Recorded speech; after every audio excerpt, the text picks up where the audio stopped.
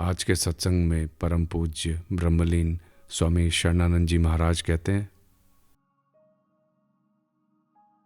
साधक महानुभव, अपने लक्ष्य की प्राप्ति से निराश हो जाना साधक की सबसे बड़ी भूल है। इस भूल के दो कारण होते हैं।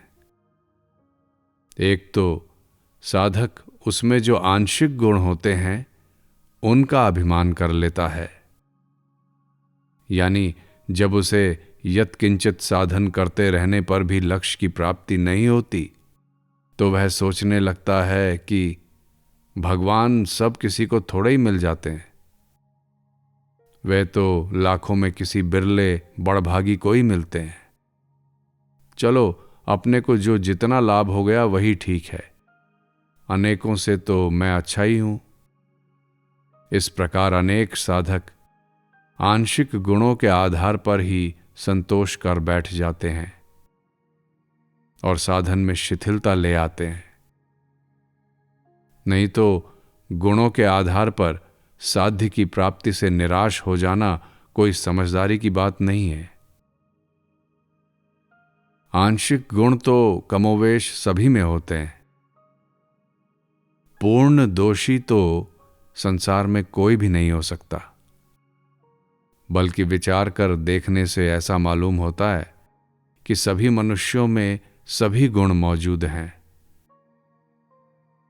अलबत्ता दोषों के कारण वे दबे हुए से रहते हैं। यदि मनुष्य अपने दोषों का परित्याग कर दे तो गुण कहीं से लाने नहीं पड़ेंगे, वरन दोषों के मिटते ही स्वतः चमक उठेंगे। इस दृष्टि से गुणों का अभिमान करना तो वृथा ही है, बेकार है। साधक जब साधन करते करते थक जाता है और उसे सफलता नहीं मिलती तो वह सोच बैठता है कि अरे भाई, मेरे जैसे साधारण प्राणी को भगवत प्राप्ति कैसे हो सकती है। जब बड़े बड़े योगी हजारों वर्षों तक प्रयत्न करके भी जिसको नहीं पा सके तो हम कलयुगी जीव भला कैसे पा सकेंगे। यह भी साधक की एक भूल ही है। नहीं तो अपने साध्य की प्राप्ति तो मनुष्य का जन्मसिद्ध अधिकार है। यदि भक्ति चाहते हो तो अपने जाने हुए असत का त्याग करो। भक्ति भक्त के लिए तो रसरूप है ही, भगवान के लिए भी रसरूप है। भक्ति स्वतंत्र इसलिए है कि जगत का आश्रय उसे नहीं चाहिए, भगवान से भी उसे कुछ नहीं चाहिए। भोग की प्राप्ति का निकटतम काल जो होता है वह बड़ा ही सुखकर प्रतीत होता है, परंतु सुख भोग से शक्ति का ह्रास होता है, भोग से अरुचि होती है और पराधीनता का जन्म होता है। मानव में रस की मांग है। रस के तीन स्रोत हैं। पहला, निष्कामता से उदित शांत रस। दूसरा, असंगता से उदित अखंड रस। तीसरा, आत्मीयता से उदित प्रियता का रस। आत्मीयता को स्वीकार करने पर प्रभु के लिए प्रियता उत्पन्न होती है। प्रिय की स्मृति अपने आप आती है। इसी का नाम है भजन। भक्ति एक रस है जो प्रियता से उदित होती है। प्रियता आत्मीयता से और आत्मीयता श्रद्धा और विश्वास से होती है। अतः श्रद्धा विश्वास पूर्वक प्रभु से आत्मीयता स्वीकार कर लेने पर भक्ति का उदय होना स्वाभाविक है। भक्ति का वैधानिक उपाय है निर्ममता, निष्कामता और आत्मीयता। निर्ममता यानी ममता रहित होना, निष्कामता और आत्मीयता। वैसे यह प्रभु की मौज है कि किसी को किसी भी प्रकार से अपनी भक्ति दें। यह तो उनकी बात हुई।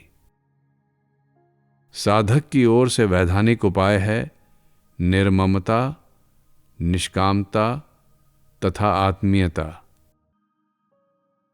अथवा अपनी असमर्थता के परिचय में सर्वसमर्थ की महिमा में आस्था एवं उन पर निर्भरता।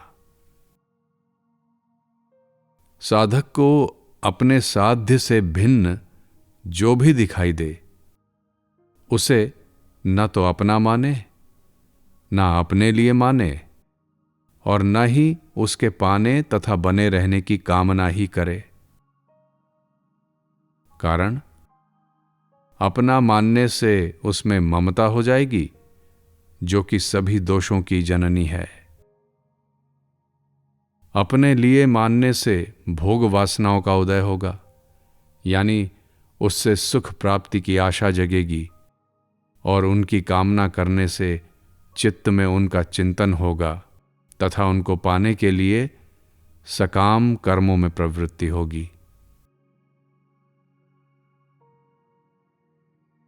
यदि सही करने से उनकी प्राप्ति नहीं होगी तो अज्ञानवश हम लोग गलत भी करने लग जाएंगे। गलत करने में प्रधान हेतु कामना ही होती है। प्रारब्धवश जो भी अपने को मिला हो, उसका अपने साध्य के नाते वस्तु मिली हो तो उनका सदुपयोग करे, और व्यक्ति मिले हों तो उनकी सेवा करे। बदले में उनसे किसी प्रकार के भी सुख की आशा न करे और न ही उनका चिंतन करे। यदि अपने आप उनका चिंतन होता हो तो उस चिंतन का समर्थन तथा विरोध न करे, बल्कि उससे असहयोग करे, यानी उस होने वाले चिंतन से संबंध विच्छेद कर ले।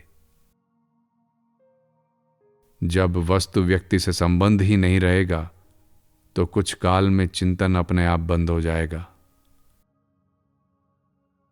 चिंतन का कारण उनसे संबंध बनाए रखना ही है। साधक को चाहिए कि वह अपने साध्य को अपना माने, उसमें आस्था और आत्मीयता करे तथा उसकी महिमा में विश्वास करे, जिससे उसकी प्रीति जागृत होगी। फिर प्रेमास्पद का चिंतन करना नहीं पड़ेगा, स्वतः होगा, बल्कि छोड़ने से भी नहीं छूटेगा।